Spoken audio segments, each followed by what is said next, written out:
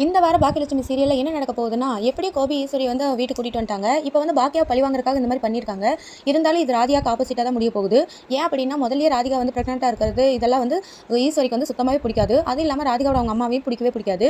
அதுக்கப்புறமா வந்து அவங்க தண்ணி கேட்குறாங்க ஈஸ்வரி. அப்போ வந்து ராதிகா அவங்க அம்மா வந்து தரமாட்டேங்கிறாங்க. உடனே ஈஸ்வரி வந்து ஏன் தண்ணி கூட மட்டும் தரமாட்டீங்களான்னு கேட்கும்போது, நீங்களே வந்து குடிக்க வேண்டியது தானே, உங்களுக்கு வேணும் நீங்கள் தான் குடிச்சிக்கணும், இது வந்து ஹோட்டல் இல்லை, ஆர்டர் பண்ண உடனே கொண்டாந்து தரக்கு அப்படிங்கிற மாதிரி சொல்லிடுறாங்க.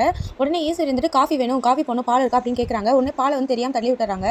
உடனே ஈஸ்வரி அம்மா என்ன சொல்கிறாங்க அப்படின்னா, கம்முன்னு கிளம்பிடுறாங்க அந்த இடத்துலேருந்து. உடனே வந்து ராதிகா அம்மா இருந்துட்டு, இதெல்லாம் யார் க்ளீன் பண்ணுவா, நீங்கள் தான் க்ளீன் பண்ணணும் அப்படிங்கிற மாதிரி சொல்கிறாங்க.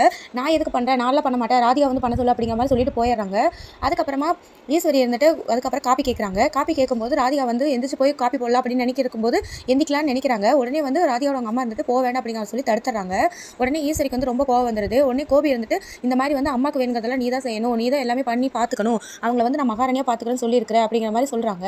உடனே வந்து ஈஸ்வரிக்கிட்டேயும் வந்து கோபி என்னங்கிறாங்க அப்படின்னா, நீங்கள் வந்து மகாராணி மாதிரி இருக்கலாமா, இங்கே வந்து உங்களுக்கு என்ன வசதின்னு எல்லாமே நான் செஞ்சு தரேன், எல்லாமே வந்து ராதிகாவும் பண்ணுவா, நீங்கள் வந்து எதுக்கு இது பண்ணிக்க வேண்டாம், யார்ட்டையும் என்னனாலும் கேளுங்க அப்படிங்கிற மாதிரி சொல்லிடுறாங்க.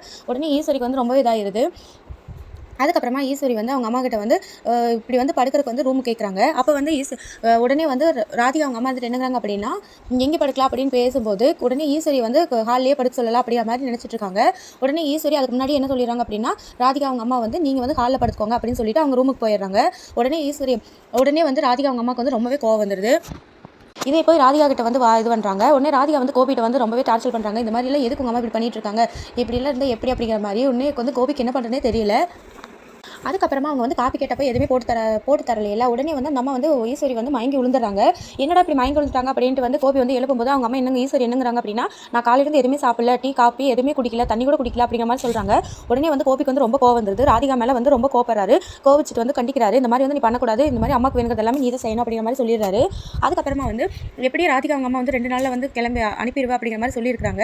அதனால வந்து பார்க்கலாம் என்ன ப்ரமோல் நடக்கும் அப்படின்ட்டு. இந்த வீக் வந்து இந்த மாதிரி தான் நடக்கும்னு நம்ம எதிர்பார்க்கலாம். நன்றி.